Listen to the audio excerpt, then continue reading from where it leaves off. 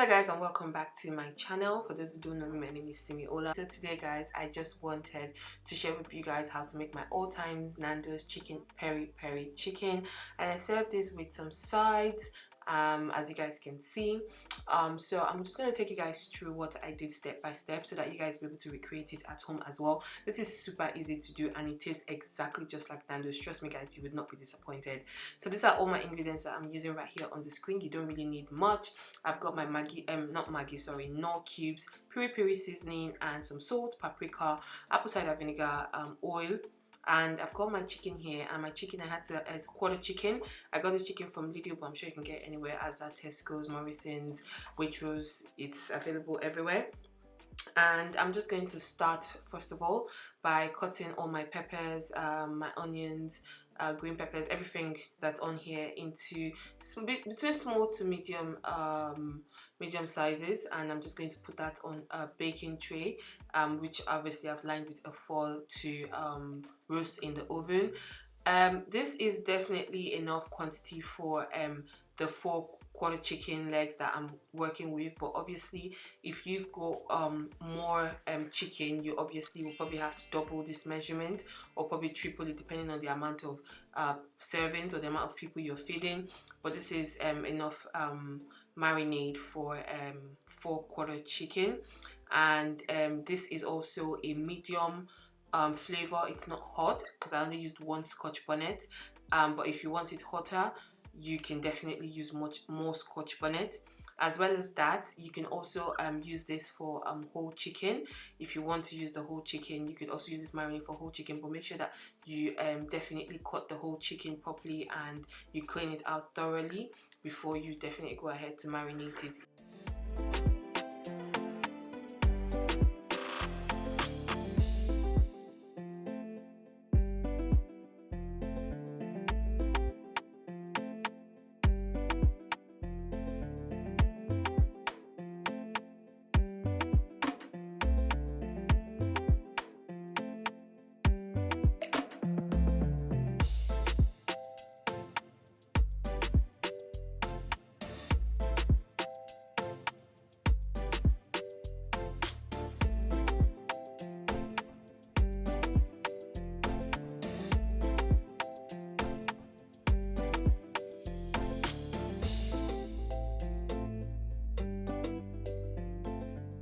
So now that's all on the baking tray, is ready to go into the oven. I'm just going to spray some of my fry light on it just to make sure that it's nice and crispy and golden, and it also doesn't stick onto my foil paper.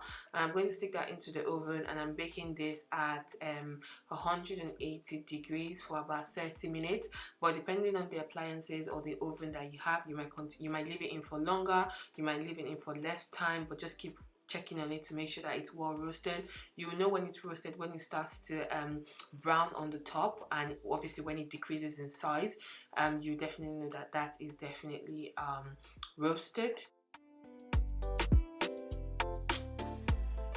Now it's out of the oven, it's roasted to perfection, exactly 30 minutes.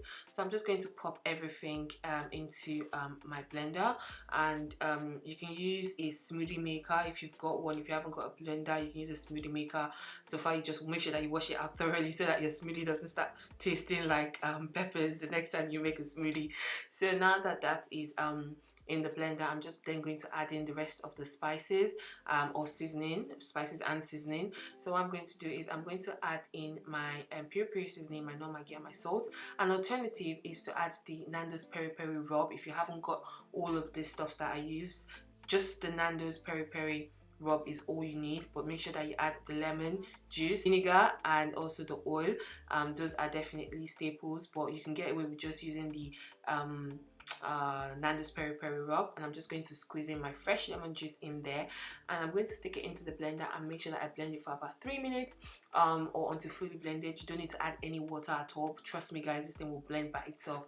You do not need to add any water because the lemon juice and the oil should be enough to put in there. In terms of quantity of the oil I used about 3 tablespoons of oil. You can use olive oil as well. In terms of the vinegar, I used about 1 tablespoon of vinegar, and in terms of the lemon juice, I used half a lemon, fresh lemon. I use half of it. So once it's all blended out, this is how it should look like, a very thick paste. That's how it should look like. Then what I'm going to do now is I'm going to save some for later, and I'm going to use the rest to marinate my chicken. So before I marinate my chicken, what I'm going to do is I'm going to use a fork to pierce some holes in, just to make sure that the marinade gets in right into the bone properly. So I'm just going to use a fork to pierce that through. Once that is done, I'm then going to add my marinade, and I'm going to marinate it and put it in the fridge for about 6 to 24 hours. If you know you want to use it on a barbecue grill, because I haven't got a grill right now, I'm just going to use an oven and a pan on the frying pan as well to cook mine.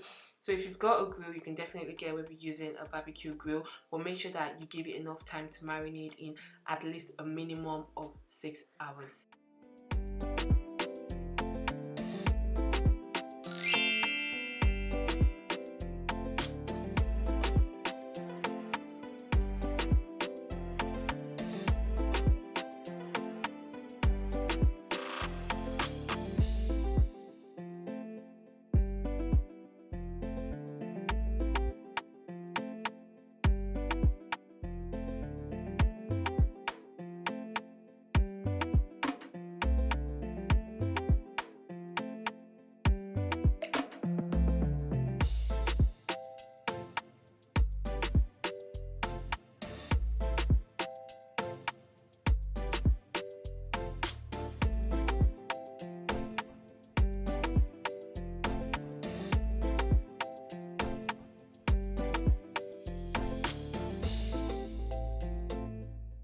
So I left my chicken in the fridge for about 10 hours, and this is how it looks like. And then I'm going to go ahead and pan fry it, like I said earlier, because I don't have a barbecue grill. I'm going to, you know, improvise and make sure that it still has that flavor in and still has that grilled look to it and taste as well. So I'm going to grill it on my pan on both sides for about 5 minutes. So 5 minutes on the first side and then 5 minutes on the other side. So you're actually pan frying it on a medium heat for a total of 10 minutes. So 5 minutes on each side.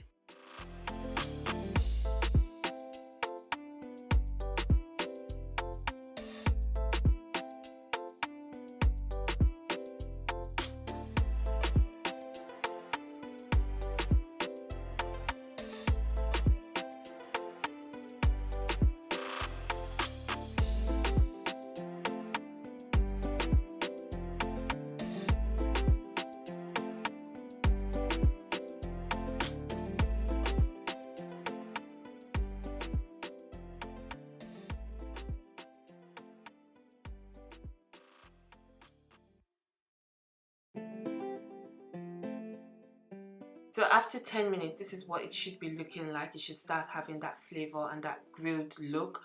And then I'm going to put it onto my grill rack, and I'm actually going to put it in my grill. And I'm putting it in my grill for 15 minutes, turning it on both sides. And then the leftover marinade that I kept earlier, I'm going to use it to keep brushing over the chicken to make sure that it's cooked and the marinade lasts longer on it. So now it's come out of the grill after 15 minutes. Make sure that you check it that it's not pink on the inside by using like a fork to just literally poke through, or a knife to just cut it and see at different areas, especially the meaty part, to make sure that it's still not pink. And I'm going to serve this with my homemade chips, and I made these chips. I'll probably put the tutorial on my IGTV, and I put some peri peri salt on it. That is our chicken, looking so yummy. I roasted some corn on the cob. Yes, I did the most. I put some butter on, because you know what is a corn on the cob without some luscious butter. And then I am going to finish this off with adding some fried rice as another side. I didn't want rice in mine, so Vicky took the one with the rice, fried rice. We made fried rice as well.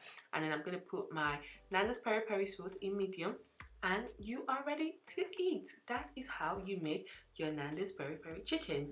Thank you guys so much for watching. Please do not forget to subscribe, and if you enjoyed this video, make sure you leave a comment down below. And thank you so much for watching, and I'll talk to you guys in the next one.